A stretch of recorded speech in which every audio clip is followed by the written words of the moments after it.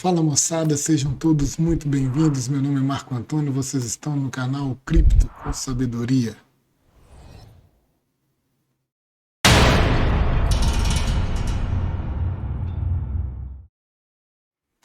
Vamos iniciar o vídeo de hoje falando a respeito do bloqueio da Binance aos usuários da Rússia.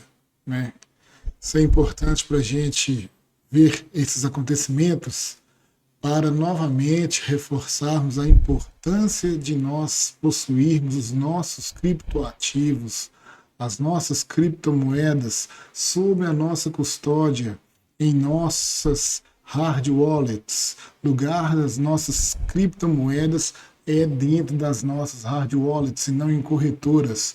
Por quê? Por causa disso, se uma corretora cismar de proibir que você ou qualquer outro indivíduo de qualquer localidade que ela determinar ou que ela for pressionada a tomar tais decisões, ela vai tomar essas decisões sem hesitar, pois as corretoras centralizadas são empresas e as empresas elas querem aumentar a sua base de clientes e aumentando a base de clientes vai aumentar o seu lucro. Mas para aumentar a sua base de clientes, ela não vai hesitar em prejudicar uma pequena parcela desses clientes, pois ela vai preferir se submeter às exigências do Estado para que ela possa atuar legalmente naquele Estado. É melhor um pouquinho de clientes do que não ter nenhum. E de pouquinho em pouquinho, ela vai aumentando a sua base de clientes. Vamos à notícia para a gente refletir um pouco a respeito dessa situação. A maior corretora de Bitcoin do mundo bane usuários da Rússia após pedido da União Europeia.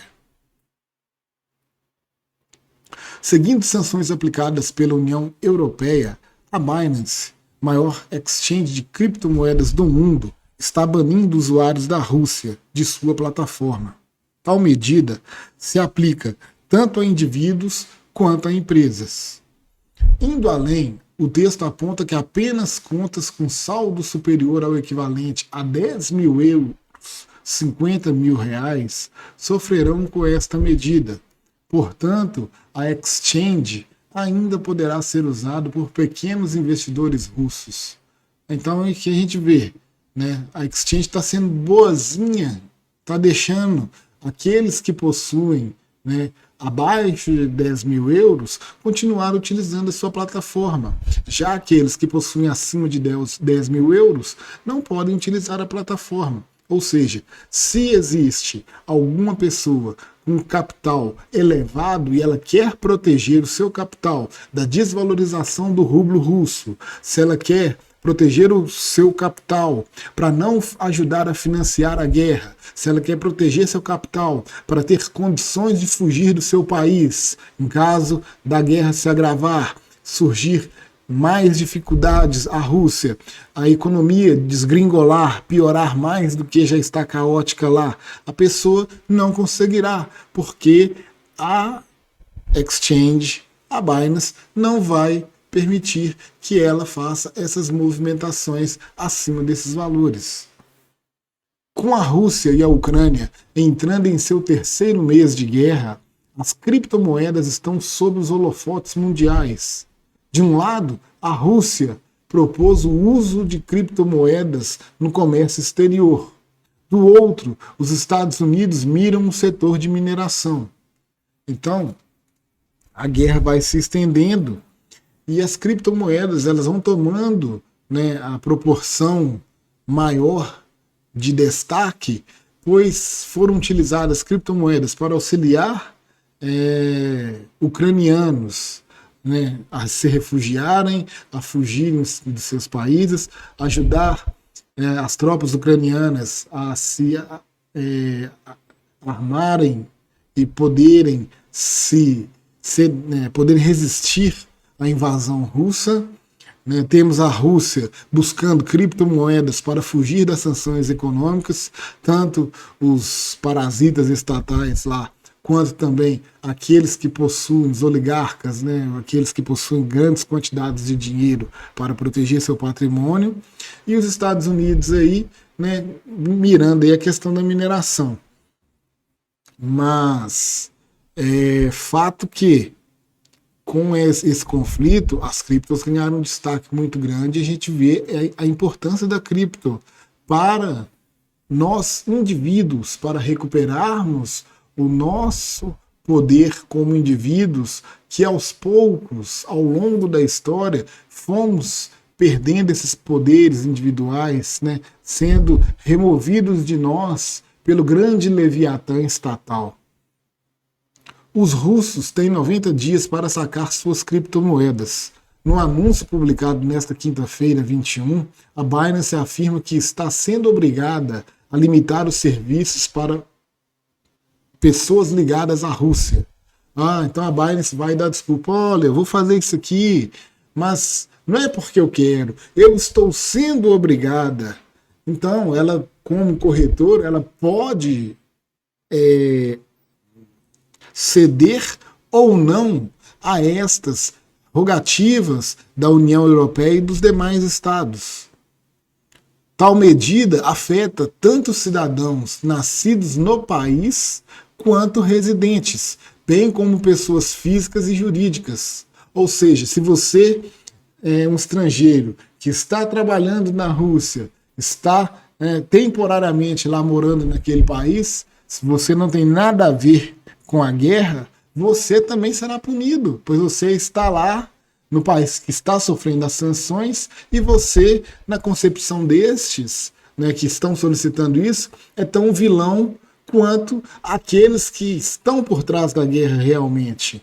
Né? Aí eles não fazem essa diferenciação, que a guerra é provocada pelos parasitas estatais. Já a população que não tem nada a ver com a guerra não é poupada.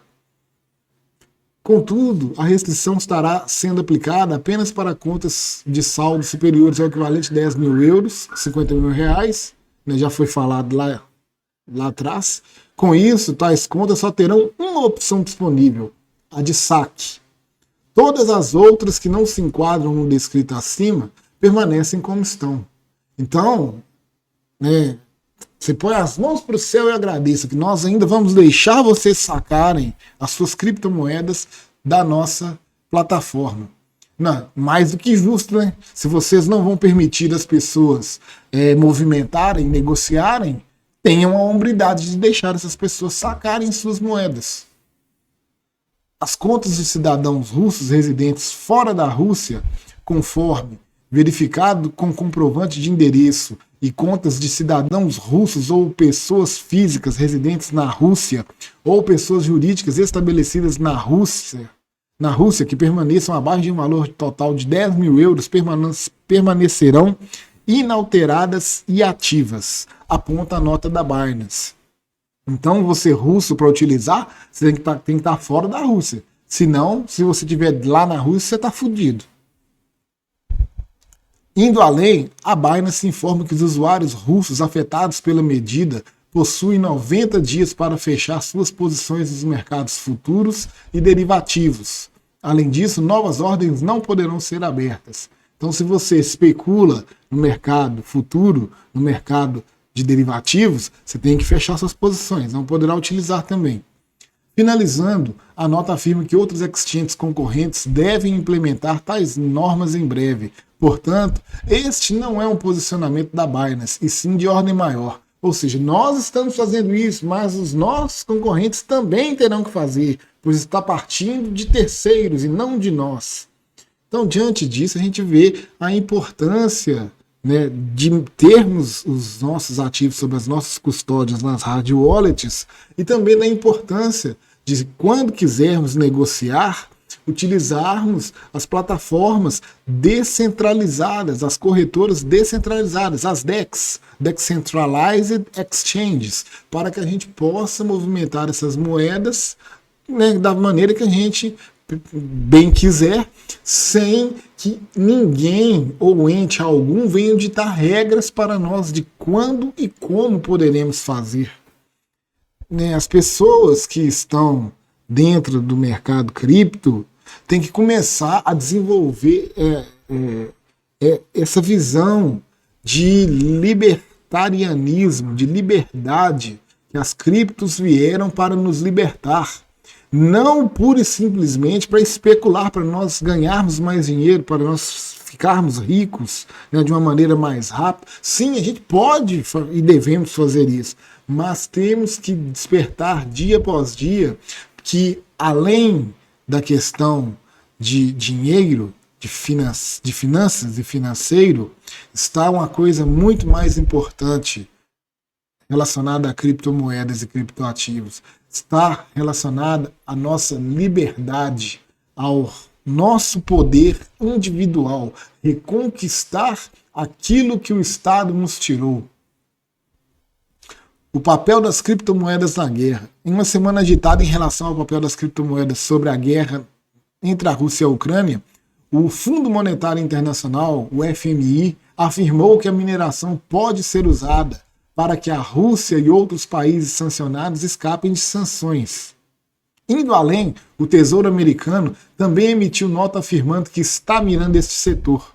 Como destaque, afirmou que a Rússia possui vantagens por conta de seu clima frio e abundância de recursos naturais. Por fim, também nesta semana, a Rússia afirmou que as criptomoedas podem ser usadas no comércio exterior. Desta forma, elas poderiam ajudar a fortalecer a sua economia, tanto por importações quanto exportações. Então aqui a gente vê que não bastasse afetar a vida daqueles que são investidores em criptomoedas, querem também afetar a vida daqueles que são os mineradores, que, né, são os responsáveis por manter a rede ativa, por validar as transações, e também aqueles que recebem a recompensa por esses serviços prestados. Então eles querem cercar todas as vertentes possíveis para que, né, as sanções que eles querem impor à Rússia, né, sejam executadas por completo. Eles querem porque querem arruinar a economia daquele país. Né? Fora do nosso mérito aqui de querer dizer que a Rússia está certa e está errada, né? Apesar de que ela está invadindo um país, né, que tem soberania nacional, né, na nossa ótica, a Rússia é errada no conflito. Mas querer impor sanções que vão prejudicar uma população inteira por causa de erros estatais é uma coisa que vai muito além do que aquilo que deveria ser feito realmente.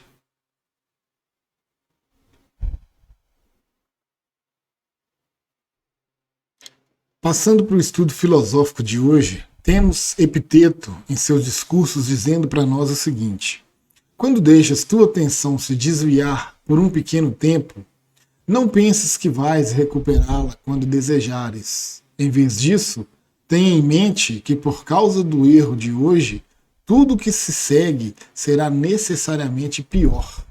É possível estar livre do erro? De maneira alguma, mas é possível ser uma pessoa que está sempre se esforçando para evitá-lo. Pois devemos nos contentar em pelo menos escapar de alguns erros, nunca deixando nossa atenção se desviar. Então a gente vê o seguinte, né, que Epiteto aqui é bem claro e sucinto no seu raciocínio, expondo a questão da nossa concentração de nossa atenção, que nós devemos, né, sermos concentrados, focados, estarmos atentos ao tempo todo, para que possamos, através dessa concentração, atingir aquele fim, aquele objeto da nossa concentração, da nossa atenção, para que possamos executar muito bem aquela tarefa, aquela função que estamos realizando.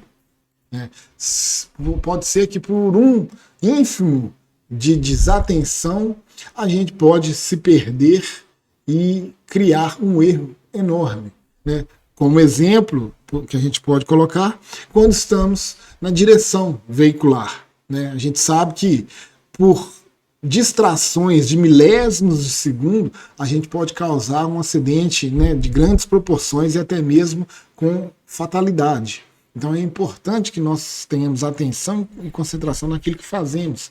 E no mercado financeiro não deixa de ser diferente. A gente tem que estar atento e concentrado a todos os momentos para a gente analisar um gráfico, por exemplo, a gente tomar aquela decisão, né, importantíssima de comprar ou vender um ativo. Né? Você tem um setup bem definido para a realização de trade, por exemplo, né, você tem que ficar atento àquilo ali para você fazer a operação bem feita. Você colocar ali a sua entrada, colocar o seu alvo, colocar o seu stop, ter atenção. Por que eu vou colocar a entrada nesse ponto? Por que eu vou colocar a minha saída, o meu alvo nesse ponto? Por que eu vou colocar a ordem de stop nesse patamar? Então são situações que a gente tem que concentrar, tem que estudar, tem que avaliar. E um vacilo, um lapso momentâneo de alguns segundos, por exemplo, nós podemos nos perder completamente e sermos falhos nessa operação e em outras tarefas que realizamos que requer a nossa atenção. Então ele fala, completa no final dizendo, né, devemos nos contentar, é possível evitar o erro? Não, a gente não pode, evitar o erro 100%. O erro em algum momento ele vai existir. Né? Não existe sistema operacional que funcione 100%. Né? Da mesma forma que nós não acertamos tudo, toda hora, 100%. Em algum momento iremos falhar na nossa leitura, né, gráfica, na nossa interpretação, na leitura de contexto de mercado. Em algum momento a gente vai errar fatalmente. É possível nos livrar desse erro? Não. Uma vez que nós erramos, o erro permanecerá lá. O que a gente tem que fazer é termos a capacidade de aprender com este erro e, melhor ainda, se nós pudermos aprender com o erro de outras pessoas para não cometermos o mesmo erro que elas, aí sim estamos sendo verdadeiramente sábios. Então é aquilo, não tem jeito de acertarmos 100%, e quando o erro vier, que possamos assimilar esse erro e aprender com esse erro o quanto antes, e para que nós não possamos errar mais. Então o que eu tinha para trazer no dia de hoje era isso, espero que todos vocês tenham gostado, obrigado pela sua audiência e nos vemos até um próximo vídeo.